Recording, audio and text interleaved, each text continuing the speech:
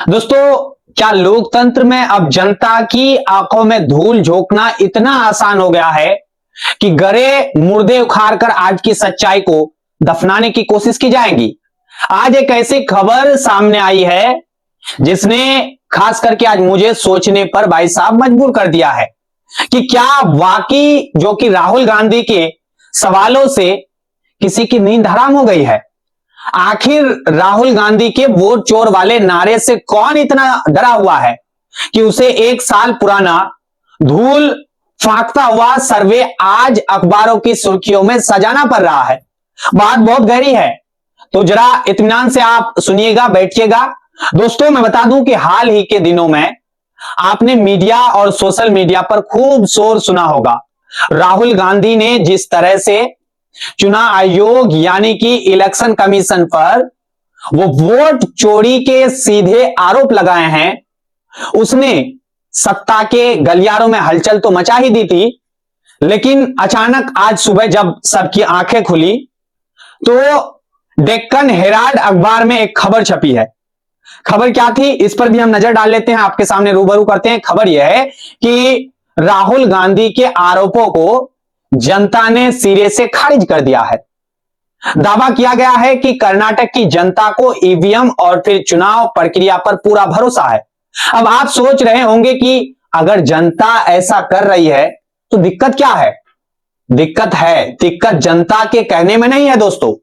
असली झोल उस सर्वे की टाइमिंग और उसे पूरी तरह से कराने वाली नीयत पर है।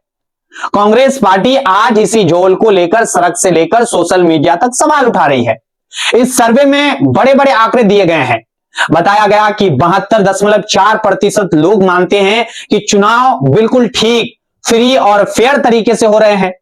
करीब 69.4% लोगों ने ईवीएम पर अपनी मुहर लगा दी है। हां, एक बात जरूर मानी गई कि 44.9% लोग यह मानते हैं कि चुनाव में पैसे का बोलबाला बड़ा है। अब जैसे ही यह खबर बाजार में फैली, बाजार में आई, गोदी मीडिया ने भाई साहब ढोल नकारा पीटना शुरू कर दिया कि देखिए, खुद कर्नाटक की कांग्रेस सरकार ने सर्वे करवाया और राहुल गांधी के ही गुब्बारे की हवाएं निकल गई है। लेकिन ठहरिए, मैं पूछता हूं, क्या सच वाकई इतना सीधा है जैसे चाय की टपरी पर कोई पुरानी अखबार दिखाकर आज का मौसम बताए भाई साहब। अब इस पूरी कहानी का वो हिस्सा सुनिए जो आपसे छुपाया जा रहा है। इस सर्वे के नीचे छोटे अक्षरों में लिखा है कि इसे मई 2025 में ग्राम नाम की एक संस्था ने किया था। अब जरा दिमाग पर आप जोर डालिए, आज हम कहां खड़े हैं और मई 2025 की बात आज क्यों की जा रही है। सुप्रिया श्रीनेत और फिर प्रियंका खड़गे जैसे नेताओं ने जब इस पर पर्दे हटानी शुरू की तो शराब दूर तक गई है भाई साहब। पता चला कि इस ग्राम संस्था के जो सर्वा है डॉक्टर आर बला सुब्रमण्यम भाई साहब, वो कोई साधारण आदमी नहीं है। आप यहां देखिए, षड्यंत्र राजनीति, ये वो आदमी है जो प्रधानमंत्री कार्यालय यानी कि पीएमओ में काम कर चुके हैं। वो भाई साहब मोदी जी के इतने बड़े मुरीद है कि उन्होंने उन पर, मैं बता दूं, पावर विदियन नाम की एक किताब तक लिख मारी है। अब आप खुद सोचिए, जो इंसान खुद मोदी जी के प्रधानमंत्री को अपनी लिखी हुई किताब भेंट कर रहा हो, चढ़ा रहा हो, जिसकी निष्ठा एक खास विचारधारा के प्रति जग जाहिर हो, उसकी संस्था का सर्वे कितना निष्पक्ष होगा। दोस्तों, क्या दूध की रखवाली का जिम्मा बिल्ली को देना सही होगा? यही आज ये कांड हो रहा है। सबसे मजेदार बात तो इस सर्वे की टाइमिंग पर है। सुप्रिया श्रीनेत ने एक बहुत बड़ी वाजिब सवाल उठाया है। वो कहती है कि राहुल गांधी ने वोट चोरी और फिर ईवीएम को लेकर जो सिलसिलेवार खुलासे किए, जो बड़ी प्रेस कॉन्फ्रेंस की, वो अगस्त 2025 में शुरू हुई। खास तौर पर हरियाणा और फिर महाराष्ट्र के चुनाव के बाद जब बोकस वोटिंग के सबूत सामने आने लगे, तब जाकर यह मामला गरमाया है। तो अब आप हमको बताइए, जो मुद्दा अगस्त में पैदा हुआ उसका जवाब जनता ने मई में ही कैसे दे दिया? क्या जनता के पास कोई टाइम मशीन थी या फिर यह सर्वे कराने वाला भविष्य वक्ता थे? मई 2025 में तो राहुल गांधी ने ये खुलासे किए ही नहीं थे, तो फिर जनता उनके उन नारों को खारिज कैसे कर सकती है जो उस वक्त अस्तित्व में ही नहीं थे। ये तो वही बात हुई कि बच्चा पैदा बाद में हुआ और उसकी शादी की सालगिरह पहले ही मना ली गई भाई साहब। यहीं पे प्रियंका खरगे ने, जो कर्नाटक सरकार में भाई मंत्री अभी मौजूद है, उन्होंने तो इसकी धज्जियां उड़ाकर रख दी है। उन्होंने साफ शब्दों में क्या कहा, इसको भी समझिए। इन्होंने क्या कि सर्वे भले ही राज्य निर्वाचन अधिकारी के माध्यम से हुआ हो, लेकिन इसके पीछे की डोर चुनाव आयोग और फिर पीएमओ के चहेते लोगों के हाथ में थी। सबसे बड़ी हंसने की बात ये तो इसका भाई साहब मैं बता दूं, सबसे हंसने की बात तो इसका सैंपल साइज है।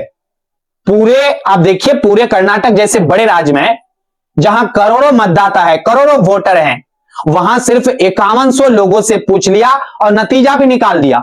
खरगे साहब का कहना है कि हर विधानसभा से महज 50 लोगों को पकड़ा गया। आप हमको यह बताइए, मैं पूछना चाहूंगा, क्या 50 लोग पूरे इलाके की राय बता सकते हैं? बताइए भाई साहब, जहां आप मौजूद है, जिस विधानसभा में आप मौजूद है, वहां के 50 लोग पूरी विधानसभा की सब कुछ को बता सकते हैं? संख्याकी पर नजर डालिए। यह सर्वे इतना कमजोर है कि इसके किसी कॉलेज के भाई साहब मैं बता दूं प्रोजेक्ट में भी फेल कर दिया जाएगा, लेकिन इसे देश के बड़े अखबार की लीड स्टोरी बना दिया गया है। क्या यह चुनाव आयोग की डूबती साख को बचाने की एक आखिरी और नाकाम कोशिश नहीं है? जैसे परसों समंदर का भाई साहब हाल जानने के लिए सिर्फ एक चमचा पानी चेक करना, आप पूरा समुद्र को चेक कर रहे हैं, एक चमचा पानी को उठा करके आप कह रहे हैं कि हम पूरा समुद्र को चेक कर लेंगे। ये क्या मुमकिन है? अब जरा उन सवालों पर भी आप गौर कीजिए जिन्हें ये सर्वे दबाना चाहती है। राहुल गांधी ने तीन प्रेस कॉन्फ्रेंस की, सबूत दिखाए, लेकिन चुनाव आयोग के ज्ञानेश कुमार साहब के पास कोई ठोस जवाब नहीं था।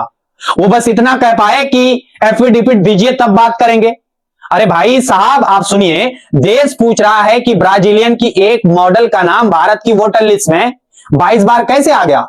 इसका जवाब एफिडेविट में है या आपकी कार्यप्रणाली में?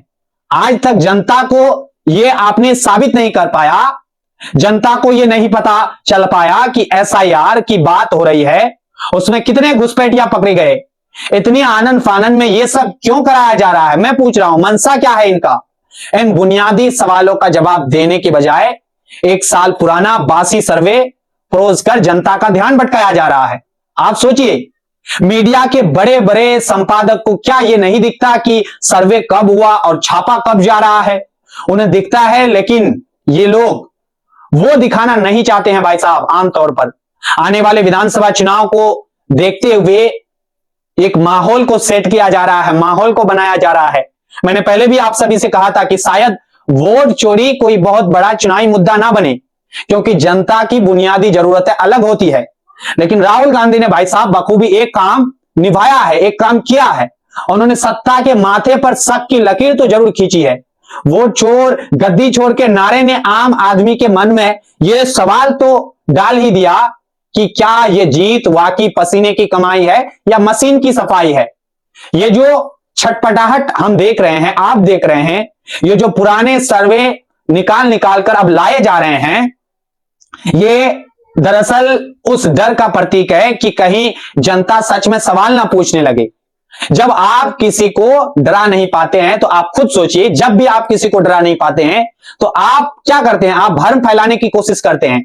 चुनाव आयोग की साख आज उसी मोड़ पर है, इसको डर है जहां उसे सर्वे की बैसाखी की जरूरत पड़ रही है।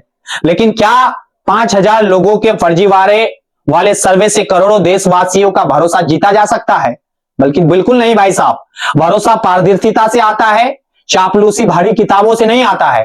दोस्तों, जब जब आपको ऐसे आंकड़े दिखाए जाए, आज आप सतर्क हो जाइए। जो आपकी आंखें देखी सच्चाई से अलग हो तो समझ जाइएगा कि कहीं ना कहीं कुछ तो काला जरूर है। राहुल गांधी किसे डरा रहे हैं ये तो वक्त बता ही देगा सभी को, आपको, हमको। लेकिन इन खबरों ने जो जरूर बता दिया कि डर का जो है ठिकाना कहां है, खास करके किसके तरफ इसका इशारा है। अगर आपको भाई आज भी लग रहा है कि इस विश्लेषण में हम जो आपको रिसर्च आज दिए हैं और ये सच आप तक हमने आज जो पहुंचाया है, ये अगर थोड़ा सा भी अच्छा लगा हो, जरूरतमंद लगा हो, तो लोगों तक पहुंचाइए, शेयर करिए इस वीडियो को जितना हो सके। और जो भी मेरी बहन लोग या भाई लोग जो भी जुड़ रहे हैं पहली बार, अब तक आपने अगर चैनल को भाई सब्सक्राइब नहीं किया है तो सब्सक्राइब का बटन दिख रहा होगा, सब्सक्राइब जरूर करें। और जुड़ने के लिए बहुत बहुत धन्यवाद। फिर मिलते हैं।